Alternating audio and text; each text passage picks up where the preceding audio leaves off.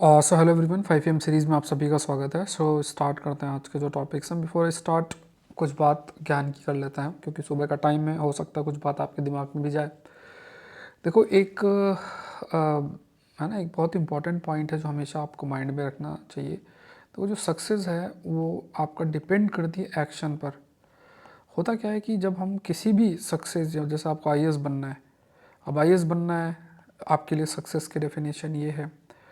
हर काम को करने के लिए आपके दिमाग में बहुत सारे आइडियाज़ आते हैं।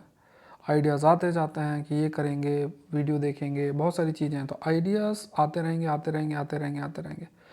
अब सक्सेस किसको मिलेगा? दो तरीके के लोग होंगे। एक वो जिनको आइडियाज़ आते जाएंगे, एक वो कि एक आइडिया आता है, उस चीज़ को देखा जाता है और फिर एक्शन की तरफ हम मूव कर जाते हैं। So if the idea is followed by action, आप हमेशा इस चीज़ को याद रखना, if the idea is followed by action it will take closer to success. Because if अगर कंटिन्यूस आइडियाज़ ही आते जाएंगे, this idea has a limited life. So after some time even these ideas dies. So हमेशा इस चीज़ को याद रखना है कि कभी भी सिर्फ आइडिया आइडिया नहीं खेलना है। You have to take the decision, you have to go for action. एक आइडिया लिया, एक्शन किया, एंड देन यू प्रोसीड। ठीक है, देखते हैं the report titled country country country climate and development report जो है लॉन्च की गई थी वर्ल्ड बैंक के द्वारा। और इसने स्मॉल आइलैंड जो स्टेट्स हैं जो कि लोकेटेड है Cabo Verde is highly vulnerable to extreme weather event, जैसे हीट है, एक्सट्रीम हीट है, फ्लड है, ड्रॉट है, ट्रॉपिकल स्टॉर्म है, लैंडस्लाइड है इनसे।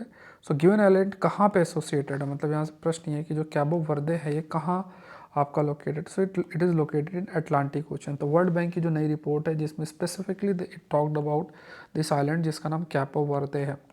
ठीक है, सो कैपो वर्दे स्मॉल आइलैंड का ग्रुपिंग लोकेटेड है कोस्ट ऑफ वेस्ट अफ्रीका के अंदर। एक बार मैप में चाहो तो गूगल में देख लेना, वेस्ट अफ्रीकन कोस्ट के अंदर ये आपका लोकेटेड है।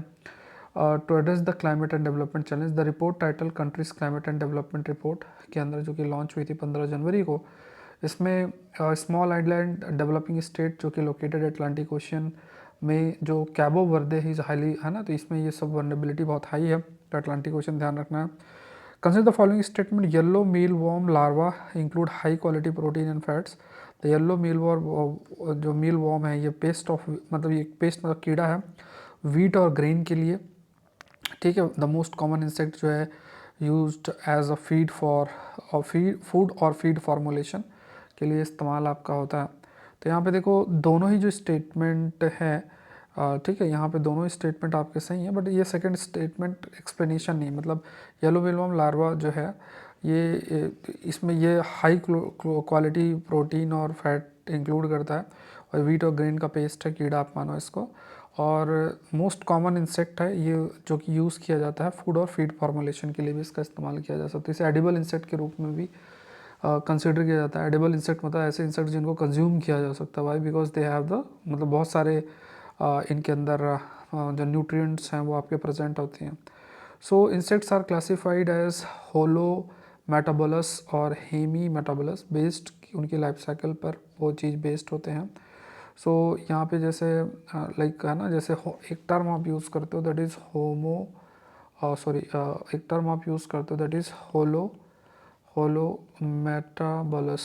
तो अगर आप ये टर्म यूज़ करते हो तो ऐसे इंसेक्ट्स हैं जो कि ग्रोथ गो थ्रू कंप्लीट, उसमें क्या होता है, you have a complete metamorphosis होगा, you have complete metamorphosis from eggs to larva. ठीक है, it will go from eggs to, from egg और एम्ब्रियो टू लार्वा, लार्वा से प्यूपा, मतलब पूरी साइकिल होगी, यही है ना, ये पॉइंट है। तो ऐसे जो इंसेक्ट्स होते हैं use the term holo metabolous. और दूसरा जो हमने अभी जो नाम लिया like that we have discuss that is hemi, उसमें सारा लाइफ साइकिल चीज़ें जो हैं आपकी नहीं होती हैं।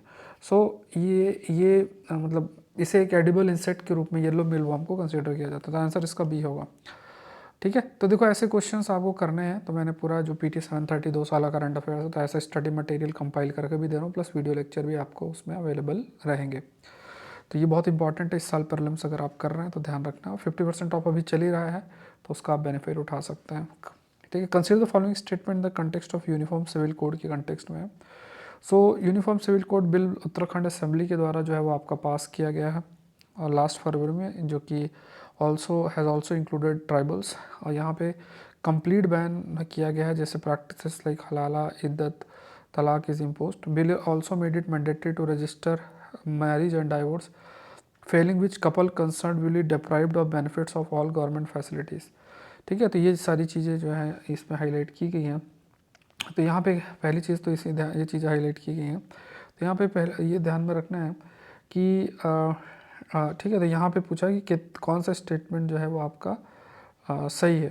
तो यहाँ पे उत्तराखंड है ना, तो यहाँ पे अगर देखा जाए तो bill pass by assembly last February has, इसमें जो ट्राइबल्स हैं उसको यहाँ लिखा है has also included tribals, tribals को इसमें नहीं इंक्लूड किया गया है ना, क्योंकि they have the special protection under different provision, different schedules within the constitution. तो पहला गलत है, बाकी दोनों स्टेटमेंट आपका सही है। तो यहाँ पे आंसर जो आपका होगा दैट इज़ सी, 2 और 3 स्टेटमेंट आपके इसमें सही है। और the bill also made it ना मैरिज रजिस्ट्रेशन, और ये चिल्ड्रंस जो born out of live in relationship will be considered a legitimate child of the couple under the UCC. ठीक है, लिव इन रिलेशनशिप में भी जो बच्चा है वो उसे लेजिटिमेट राइट्स रहेंगे। नेक्स्ट देखते हैं sada, a flat top formed as a result of centuries of erosion locally called sada, meaning a large flat area. The sada are the barren, जो बैरन रहता most of the year but become transform during the monsoon as it consist of highly weathered, इसमें lateritic soils भी present होता है, which act as a catchment for rain water, क्योंकि जो rain water है पानी यहाँ इकट्ठा होगा, जो इकट्ठा होकर नीचे जाएगा, ग्राउंड वाटर को रिचार्ज करेगा।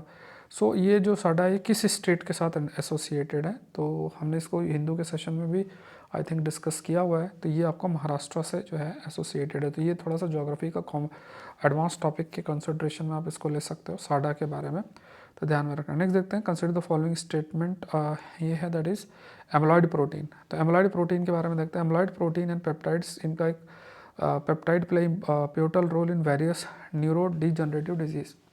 सो बहुत सारे है ना, न्यूरो डिजनरेटिव का मतलब जैसे होता है ना ब्रेन में कई सारे जो सेल्स आपके प्रेजेंट होते हैं वो फंक्शनल ना करें। ठीक है, तो यहाँ पे बहुत सारे ऐसे डिजीज़ेज़ हैं जैसे अल्जाइमर डिजीज़ है। सो सिंथेटिकली डिज़ाइन स्मॉल मॉलिक्यूल्स, मतलब आप लैब में कुछ ऐसे मॉलिक्यूल्स बना सकते हैं जो कि ये जो एम्लॉइड्स, जो एम्लॉइडोसिस शब्द जिसे इस्तेमाल करते हैं, जिसमें आप कह सकते हैं कि जो ये ठीक है, तो यहाँ पे आप कह सकते हैं कि ये जो एम्लॉइड प्रोटीन से लेना है जिसका, तो एम्लॉइड प्रोटीन जो है ये they are soluble polypeptide. Polypeptide का मतलब क्या है, जैसे देखो अमीनो एसिड्स होते हैं, इससे प्रोटीन बनती है, और ये जो जुड़ते हैं जिन बॉन्ड से वो पॉलीपेप्टाइड रहता है, उसे हम कंसीडर करते हैं। तो अमीनो एसिड से मिलके और प्रोटीन आपकी बनती है, और वो जो है वो पेप्टाइड के माध्यम से अमीनो एसिड जुड़ते हैं जिससे प्रोटीन आपकी बनती है।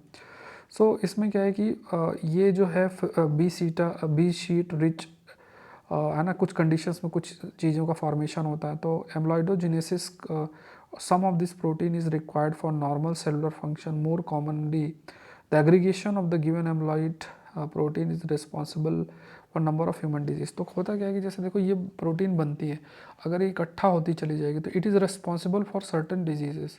तो कुछ ऐसे मॉलिक्यूल्स आइडेंटिफाई किए गए हैं कि जो कि इसको ऐसा इकट्ठा ना होने दे, और उस कंसिड्रेशन के अंदर आप कहोगे कि फिर जैसे अल्जाइमर जैसी जो डिजीज़ है, जिसमें ये भी कहा जाता है कि ऐसी प्रोटीन इकट्ठा होती चली जाएगी, मान लो ये आपके यहाँ इसी में इकट्ठा होती चली जाएगी, और जैसे जैसे इकट्ठा होगी तो इट इज़ रिस्पॉन्सिबल की बहुत सारी जो बीमारियाँ हैं वो देखने को मिलती हैं। तो यहाँ पे दोनों स्टेटमेंट सही हैं। With reference to purchase manager index की बात करते हैं, तो PMIs जो है इम्पॉर्टेंट है, जो कि मैन्युफैक्चरिंग और सर्विस के कंटेक्स्ट में इसका इस्तेमाल जो है वो आपका होता है, सर्विस और उसमें हेल्थ मतलब देखने के लिए कि मैन्युफैक्चरिंग सर्विस सेक्टर में क्या डेवलपमेंट है।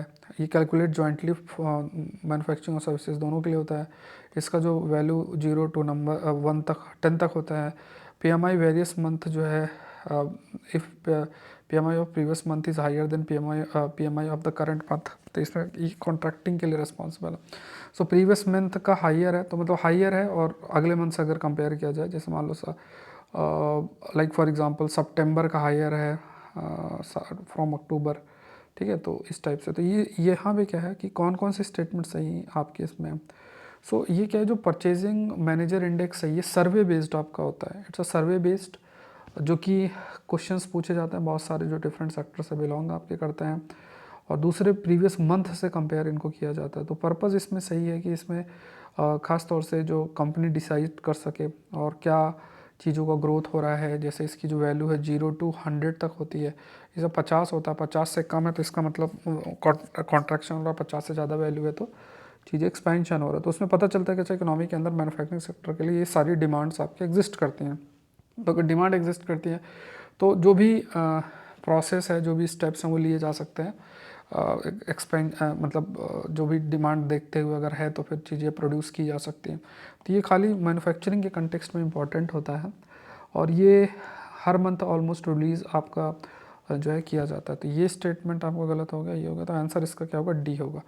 ठीक है। Consider the following statement. इसमें king Narasimha Deva three constructed a temple in 13th century में इन्होंने टेम्पल कंस्ट्रक्शन किया था। Nat Mandapa is one of the prominent feature जो है टेम्पल का। The wheel of the temple have solar dials clock that follow for minute by minute accuracy जो है उसमें आपकी प्रेजेंट है। सो यहाँ पे देख लेते हैं, इसमें आपको पूछा है इनकरेक्ट कितना है। सो इन 1244 के अंदर जो ईस्टर्न गंगा डायनेस्टी के किंग थे, किंग नरसिम्हा देवा वन, ठीक है, किंग नरसिम्हा देवा वन जो किंग थे उन्होंने इसको कंस्ट्रक्ट किया था, इस टेम्पल है ना, कंस्ट्रक्टेड द टेम्पल।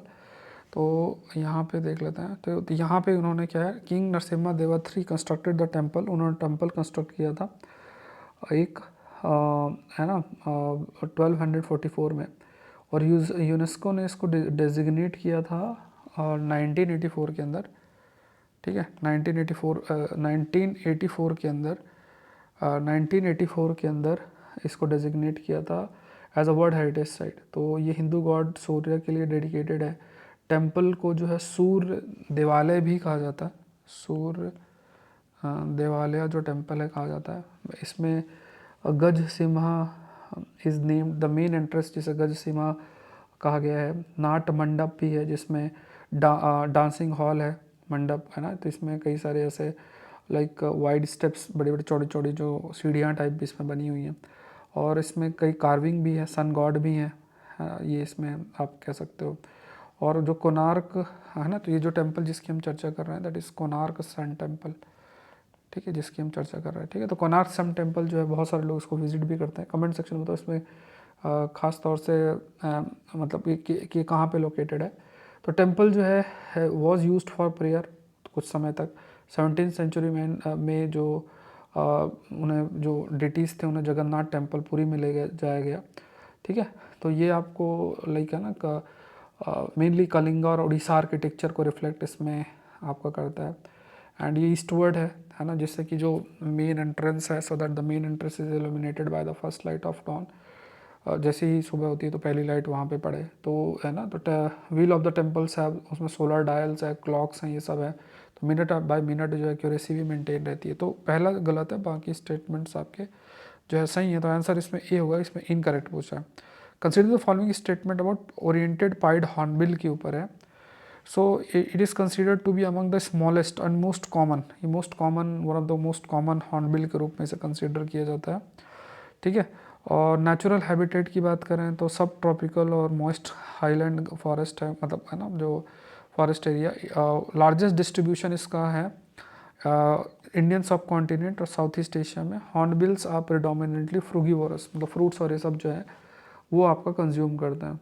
तो यहाँ पे जो स्टेटमेंट अगर 2 की बात करें तो है ना, तो ये ख़ास तौर से है ना, तो यहाँ पे its natural habitat subtropical और tropical moist highland forest. So एक तो देखो जो ओरिएंटल पाइड हॉर्नबिल है ये Indo Malaya and Indo Malaya pied hornbill है। तो यहाँ पे क्या है, large canopy dwelling birds belonging to the family, जिस फैमिली से बिलोंग करते हैं उसको बोलते हैं बिसेरोटिडाई। अब ये कैनोपी मतलब जो आपके पेड़ होते हैं उसके जो थोड़ा डेंस उसमें ये आपके ज़्यादा मौजूद रहते हैं।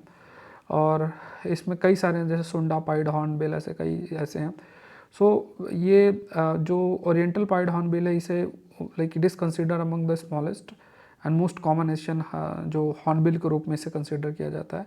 लार्जेस्ट जो डिस्ट्रीब्यूशन जो है इसका देखा जाए तो इंडियन सब continent through out south east Asia के अंदर है। नेचुरल हैबिटेट की बात करें तो ये हाईलैंड में नहीं, लो लैंड रीजन में पाया जाता है, बहुत ऊपरी हिस्से में नहीं, लो लैंड रीजन में आपके प्रेजेंट है। इसकी जो डाइट्स है फ्रूट्स, इंसेक्ट्स, स्मॉल रेप्टाइल्स और इन सबको रहता है। मेनली फ्रूगीवोरस ही है, फ्रूट्स और ये ज़्यादा इनका कंजम्पशन आपका रहता है। तो यहाँ पे सेकंड स्टेटमेंट गलत है, तो कितने और बाकी सही, तो और 3 आपके सही हैं। ठीक है, ध्यान में रखना है। देखो आप लाइक बटन जरूर से प्रेस करें, उसमें आलस नहीं करना है, इट जस्ट और कमेंट आप जरूर से करें। वीक में 4 क्लासेस आपकी रेगुलर होती ही हैं और अभी भी रिपब्लिक डे ऑफर कंटिन्यूस है, ये मैंने आपको बता रखा है। तो इसमें देखो मेंटरशिप प्रोग्राम है, PT 730 है, जिसमें इसका जो कंटेंट भी मैं आपको दूंगा, स्टडी मटेरियल पूरा। तो PT 730 भी है, ये ध्यान में रखना। हिस्ट्री रिवीजन क्लास है, सुपर 10 है, जिसमें 10 फुल लेंथ टेस्ट है, आप लगा लेना, आप जहाँ भी लगाना है वहाँ लगा लेना, लेकिन ये 10 टेस्ट जरूर से लगाना, मेरा कहना है ना। ज़्यादा इसका प्राइस तो अगर आप लगाते हो तो 400-500 रुपीज़ में मिल जाएगा। तो ये सब, उसके अलावा क्रैश कोर्स है जिसमें सारे कोर्सेज इंक्लूडेड हैं, बहुत अल्टीमेट कोर्सेज, सारा जितना भी है सब कुछ इसके अंदर क्रैश कोर्स के अंदर इंक्लूडेड है। तो ये सारे कोर्सेज प्रीलिम से स्पेसिफिक कोर्सेज हैं, तो आप इनका हिस्सा बन सकते हैं जो आपको ज़रूरत के हिसाब से लगता है। और ज्वाइन करने के लिए download Saurabh Pandey CSE app, ये ऐप है, इसको डाउनलोड करना है, या सौरभ पांडे UPSC.com वेबसाइट पे जाके भी आप ऑल कोर्सेज में क्लिक करके सारे कोर्सेज आपको मिल जाएंगे। कोई क्वेरी है तो इस नंबर पर आप मैसेज कर सकते हैं। मिलता है नेक्स्ट सेशन में। Thank you everyone, thank you.